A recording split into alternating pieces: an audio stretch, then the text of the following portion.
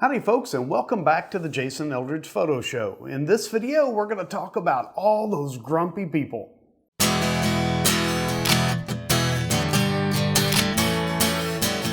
Creation is filled with wonder and power.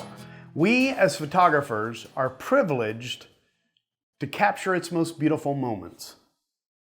So why then is there so much grump in photography? I've got a few ideas as to why, and we're going to cover those. But I frequent websites, I frequent YouTube, I look at all the comments for some strange reason. I can't help myself, actually. But have you ever noticed that you'll be scrolling through the comments, great content, thanks for the video, great photography, wonderful work, and then you'll come across someone that says, this is terrible, the video is awful, the audio quality is just abysmal, your photography stinks, why are you doing this? Get off YouTube. Yeah, I notice it too, and I'm sure that you do as well. And why is that? Why is it that people feel the need to chime in on a complete stranger's video and make a negative comment?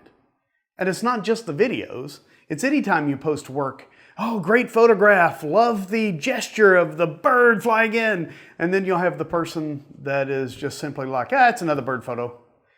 Now this is junk, this is amateur, you'll hear all of that. So why do we have that in photography?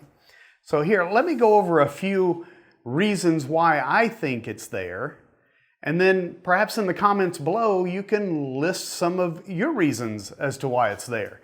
I mean, I think this could come up with some really good discussions. Maybe we'll bring out some of those grumpy people. First, let's talk about the need to be right. My son, who's 15 now and an absolutely wonderful kid, when he was around 8, he had the absolute need to be right about everything. If you took the time to correct him and show him where he was wrong, rather than accept that and learn from it, he would just simply get angry. So I think part of it is likely because some of these people never get past 8 years old, and they have to be right no matter what. They will find some obscure article somewhere that will lend some type of credibility, just a minuscule amount, 1/10, 1% maybe, that they're right about something, and that's what they're going to stick with, and they're going to say that over and over and over and over on the internet because they have to be right about what they're talking about. So it makes them grumpy when people point out the fact that they aren't correct. So that's one of them. Number 2, tribal mentality. This is rampant everywhere. This is why you have brawls in the stands at sporting events. This is why you have the nation as it is right now with one side fighting the other because they absolutely believe in their tribe and nothing else matters except that tribe. If you don't believe me, spend about 10 minutes on the news sites and you'll understand exactly what I'm talking about. In photography, a lot of times I see this manifest with brands. I shoot Nikon, therefore I must be a terrible photographer. If I shot Canon, I would be better. Oh, if I used Sony, my videos would be amazing. No, they probably wouldn't. If I used Fuji, now there is the landscape camera. If you're not using Fuji, you're a terrible landscape photographer. So what is it about the tribal brand mentality? Is it because they have the need to be right? Is it because they want their brand to be the best brand of camera that's out there so that when they talk about their photography with other photographers, they can hold up that Nikon Z9 and say, I've got a Z9. This thing is amazing. Look at the choice I made. You've got a stinking Canon. How terrible. Come on, folks. Tribal mentality doesn't work in politics. It doesn't work in photography.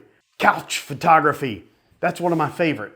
It's where you have a lot of people sitting in the dungeon somewhere at their house, maybe still in the basement of their parents. I don't know. Are there a lot of young people that do photography? Who knows? Anyway, you've got people that are sitting on the couch that aren't out doing, and so they're sitting there typing. And they're making rude, nasty comments to people. They are watching someone on YouTube, like Thomas Heaton. I watch him all the time. I get green with envy when I watch him. He gets to tour all these places and take these wonderful photos, but it doesn't make me grumpy. Some people that actually makes angry. And so they find and they nitpick and they go after those individuals. You should watch some of the stuff that's happened to Thomas Heaton. It's pretty amazing how negative and grumpy people can get with successful photographers. Number 4, the changed industry. I started photography back in the black and white film days. I went into slide film and then the digital came out. And I got to tell you, when the digital folks started with their cameras, I was not happy. I was grumpy because they were never going to be as good as a slide of film. But I didn't post it. Well, I guess mainly because the internet wasn't massive then. We didn't have all that we have now. But I wouldn't have posted that. Why would I post that? Just because I felt that their choice of digital over my choice of film was somehow worse, or it made them terrible photographers. Turns out that's not true. But the industry itself, the industry of photography has changed dramatically since the 80s and 90s. Given the advent of digital and the fact that everyone considers themselves a photographer now, no matter what they have, there's even a huge section of photographers right now that just want to use the iPhone. More power to them. I don't understand it, but I don't have to. They get to do that and have fun with photography the way that they want to. But the industry has dramatically changed. It's not as easy to make a living in photography as it once was, and I think perhaps that makes people angry. I mean, I would love to be showered with millions of dollars for taking photos. That's not happened. Probably not going to happen. I mean, if you want to shower me with some, that'd be fine. I mean, I wouldn't say no. But the industry as a whole has dramatically changed, and some people don't want to change with it, or they're still stuck when they made decent money doing photos. And now they're struggling, and now they're not relevant anymore. And I can totally understand that. I just turned 50 and I'm ancient. So I'm not relevant anymore, but I'm here on YouTube doing these videos about grumpy people. I'm going to jump in here real quick to tell you about the Grand Teton National Park workshop that I have planned for September 16th through the 20th of this year.